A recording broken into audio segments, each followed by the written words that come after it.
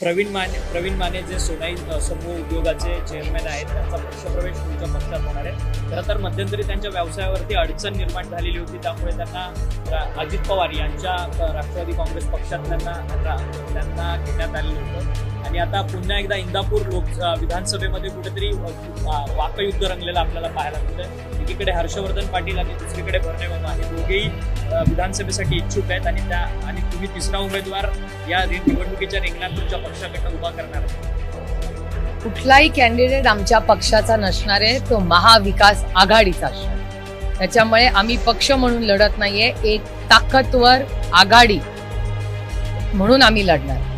त्याच्यामुळे तो गैरसमज डोक्यातून काढून टाका की आम्ही लढणार आहे. आम्ही पूर्ण ताकदीने महाविकास आघाडी म्हणून महाराष्ट्राची आन बान आणि शान वाचवण्यासाठी, संविधान वाचवण्यासाठी आणि महाराष्ट्रामध्ये मायबाप जनतेची सेवा करण्यासाठी आम्ही कामाला लागलेलो आहे.